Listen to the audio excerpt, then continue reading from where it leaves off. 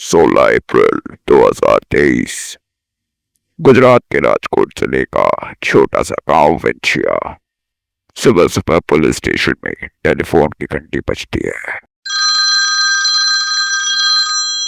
Constable phone उठाता है और उसे दूसरी तरफ से एक बच्ची की आवाज सुनाई पड़ती है। मगर आगे जो ये बच्ची उन्हें बताती है वो सुनकर सिर्फ उस कांस्टेबल का नहीं बल्कि एक पूरे गांव का दिल दहल जाता है।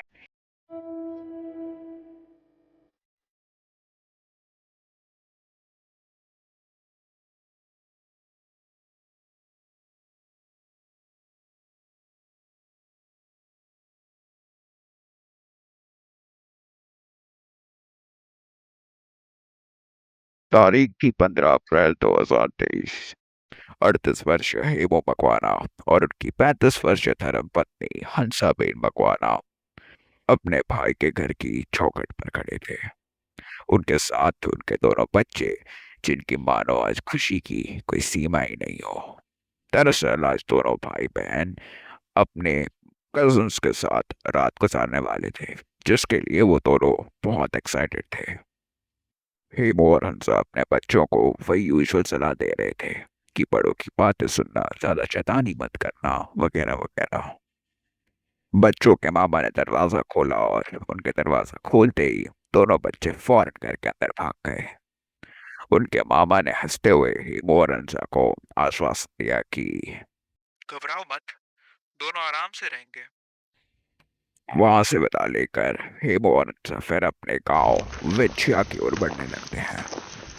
दोनों एक दूसरे का हाथ थामे हुए संध्या के लाल आसमान के नीचे अपने घर की ओर बढ़ रहे थे। थोड़ी ही देर में वो अपने घर पहुंचते हैं, जो कि एक छोटा सा पक्का मकान था। ये मकान उनकी जमीन के एक कोने पर था। मगर घर के अंदर जाने की बजाय हेमो और हंसा घर के पीछे जाते हैं, जहां पर उनकी बाउंड्री वॉल से सटकर एक टेंट खड़ा था। इस टेंट को हेबो ने पिछले 1 साल के दौरान खुद बनाया था। मगर ये कोई मामूली टेंट नहीं था। दरअसल ये हेबो और हंसा का पूजा स्थल था, जहाँ पर वो दोनों रोजाना घंटों बैठकर महादेव की पूजा करा करते थे। इस टेंट के अंदर देवी देवताओं की तस्वीरों के अलावा एक मिट्टी का शिवलिंग भी था, जिसे हेबू ने खुद बनाकर स्थापित करा था। टेंट के अंदर का माहौल कुछ वैसा ही था जैसे किसी मंदिर में होता है। मगर आज का दिन बहुत खास था। दरअसल आज हेमो और हंसा अपने ईश्वर के लिए अपना सबसे बड़ा बलिदान देने वाले थे। और इसी खास दिन के लिए दोनों ने अपने सबसे अच्छे कपड़े पहने थे। हेमो ने एक सफेद प्रेस करी हुई प्रिंटेड शर्ट और हंसा ने एक लाल रंग की साड़ी। मगर इसके लिए उनकी कुछ तैयारी अभी भी बाकी थी। उन्होंने सबसे पहले ईंटों से एक हवन कुंड बनाया। उसके बाद उसे चारों तरफ फूलों से सजाया। कुंड के ठीक सामने उन्होंने शिवलिंग को स्थापित करा और उसके साथ ही शिव परिवार की एक तस्वीर उस शिवलिंग के बगल में रखी। इसके बाद हेमो ने एक लकड़ी का फ्रेम तैयार करा, जिसको उन्होंने हवन कुंड के ठीक दूसरी तरफ रखा, इस शिवलिंग के बिल्कुल अपोजिट। इस लकड़ी के फ्रेम में एक लोहे का टुकड़ा था, जो कि रस्सी से बंधा हुआ था। आप रस्सी को खींचकर इस टुकड़े को ऊपर कर सकते थे, और अगर आप रस्सी छोड़ते तो ये टुकड़ा सीधा नीचे गिरता।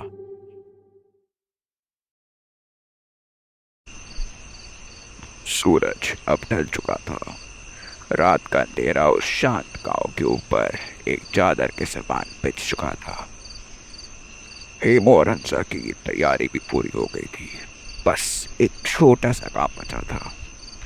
हेमो ने अपने शर्ट की पॉकेट में से एक कागज का टुकड़ा निकाला, जिस पर कुछ लिखा हुआ था।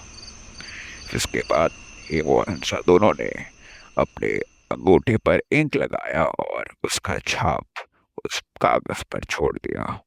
इसके बाद उन्होंने उस कागज को वही हवन कुंड के पास चिपका दिया। अब एवो और हंसा इस विशेष कार्य के लिए पूरी तरीके से तैयार थे। हेबो ने रस्सी खींचकर उस लोहे के टुकड़े को ऊपर उठाया और दोनों हवन कुंड के सामने अपने पेट के बल लेट गए। इसके बाद दोनों ने अपने चेहरे पर मुस्कुराहट के साथ एक दूसरे को देखा। आज हंसा की आंखों में एक ऐसी चमक थी जो पिछले कई दिनों से उनके चेहरे पर गायब थी। फिर दोनों ने अपनी आंखें बंद करी, महादेव को याद किया और हेबो ने रस्सी छोड़ दी।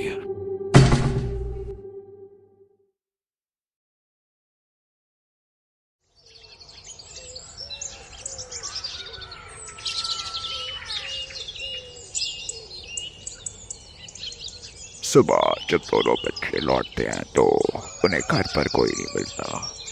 हालांकि ये कोई अजीब बात नहीं थी। जो वक्त हो रहा था उस समय यूजुअली हेमो और हंसा पूजा कर रहे होते थे, इसलिए दोनों बच्चे घर से निकलकर टेंट की ओर बढ़ने लगते हैं। मगर जैसे जैसे वो टेंट के करीब पहुंचते हैं उन्हें एक बात खटकने लगती है। आमतौर पर हेमो और हंसा जब अंदर पूजा कर रहे होते थे तो अंदर से मंत्रोच्चारण की घंटी बजाने की आवाज आया करती थी। मगर आज उस टेंट में एक अलग किस्म की खामोशी थी। दोनों बच्चे टेंट के अंदर जाते हैं। शुरुआत में तो उन्हें सब कुछ नॉर्मल दिखता है, मगर जब उनकी नजर एक कोने में पड़ती है तो वो उन्हें वो दृश्य दिखता है जो शायद कोई कभी नहीं देखना चाहेगा। कुछ समय बाद पुलिस वहां पहुंचती है। वो सीधे उस टेंट के अंदर जाते हैं और वहां पर उनकी नजर पड़ती है हवन कुंड पर। उस हवन कुंड में हेमू और हंसा के सर धड़ से अलग करे हुए पड़े हुए थे। वो लकड़ी का फ्रेम जिसे हेमू ने अपने हाथों से तैयार करा था और उस पर रस्सी से लोहे का टुकड़ा बांधा था। दरअसल हेमू ने अपने हाथों से गिलोटीन तैयार किया था, एक ऐसा डिवाइस जिसका इस्तेमाल सर कलाम करने के लिए किया जाता है। जब हेबू ने वो रस्सी छोड़ी तो लोहे का प्लेट सीधा नीचे उनके गर्दन पर गिरा। पुलिस इन्वेस्टिगेशन के अकॉर्डिंग हेबो और हंसा ने अपने आप को इस तरीके से पोजीशन किया था ताकि जब प्लेट नीचे गिरे तो उनके सर सीधा उस जलती हुई अग्नि में उनके देवता को समर्पित हो जाएं। इस खबर को सुनकर केवल हेबो और हंसा के परिवारजनों को ही नहीं बल्कि पूरे गांव को एक शॉक लगा। किसी ने नहीं सोचा था कि एक दंपत्ति जो कि हमेशा सबसे मिलजुल कर रहते थे, सबसे बातचीत किया करते थे, अचानक ऐसा उनके साथ क्या हो गया जो कि उन्होंने इतना भयानक कदम उठाया। यही सवाल इन्वेस्टिगेटिंग बॉडीज के मन में भी था। क्यों? आखिर ऐसा क्या हुआ था जिसने हेमो और हंसा को ये कदम उठाने पर मजबूर किया?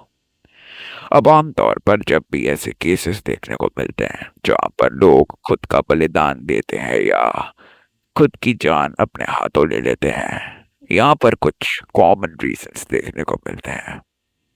सबसे पहला फाइनेंशियल प्रॉब्लम्स, यानी कि किसी भी प्रकार की आर्थिक समस्या, फिर चाहे वो ज्यादा कर्ज में डूबना हो या कोई और रीजन। दूसरा रीजन होता है अपने किसी परिवारजन के साथ लड़ाई जो कि किसी को इतना परेशान कर दे, किसी से को इतना तंग कर दे कि वो खुद से नफरत करने लग जाए। तीसरा रीजन ये हो सकता था कि हेम और हंसा ने किसी के दबाव या बहकावे में आकर तांत्रिक विद्या में विश्वास रखने लग गए और उन्होंने ये कदम उठाया। और चौथा रीजन कोई अंडरलाइंग साइकोलॉजिकल प्रॉब्लम, यानी कि हेम और हंसा की मानसिक स्थिति शायद सही नहीं थी। उन्होंने ये कदम शायद अपने पूरे होश में नहीं उठाया था। पुलिस ने अपनी इन्वेस्टिगेशन के लिए हेमो और हंसा के परिवारजनों के साथ साथ उनके पड़ोसियों से भी पूछताछ शुरू करी। उन्हें बहुत जल्द समझ में आ गया कि हेमो और हंसा को किसी प्रकार की आर्थिक समस्या तो नहीं थी। उनके ऊपर ना ही किसी तरीके का कर्ज था। हेमो दरअसल एक किसान थे जो कि अपनी जमीन पर खेती करते थे। इससे जो वो पैसा कमाते थे उन्हीं से उनके परिवार का गुजारा निकलता था। उनकी आय भले ही बहुत ज्यादा नहीं थी, मगर उनकी जरूरतों को पूरा करने के लिए काफी थी। इसके साथ साथ पुलिस को उनके सेविंग्स में लगभग 1.5 लाख रुपए भी मिले, जिससे समझ में आ रहा था कि किसी भी तरीके से उन्हें कोई आर्थिक तंगी तो नहीं थी। जब पुलिस टेंट को इन्वेस्टिगेट कर रही थी तो वहां पर उन्हें एक कागज का टुकड़ा मिला। ये वही कागज का टुकड़ा था जिस पर एबो और हंसा ने अपने अंगूठे लगाए थे। ये कागज का टुकड़ा दरअसल एक सुसाइड नोट था। इस नोट को पुलिस ने एक्चुअली पब्लिक नहीं करा है, मगर कई न्यूज वेबसाइट्स के अकॉर्डिंग और ऑन साइट जर्नलिस्ट के अकॉर्डिंग ये सुसाइड नोट गुजराती में लिखा हुआ था, जिसका हिंदी अनुवाद कुछ इस तरीके से है। जय भगवान, जय भोलेनाथ। हम दोनों अपने हाथों से अपनी जान दे रहे हैं। मेरे घर में हंसाबेन की तबीयत खराब रहती है। हमारे भाइयों, हमारे माँ बाप और हमारी बहनों में से किसी ने कुछ नहीं कहा है, इसलिए उनसे कोई पूछताछ नहीं की जाए। हमारे सास ससुर ने भी कभी कुछ नहीं कहा, उनसे भी पूछताछ की जरूरत नहीं है। तुम तीनों भाई साथ में रहना और माँ बाप का ध्यान रखना। मेरे बेटे और बेटी का भी ध्यान रखना, उनकी शादी करवा देना। तुम तीनों भाई घर का ध्यान रखना। मुझे मेरे भाइयों पर भरोसा है।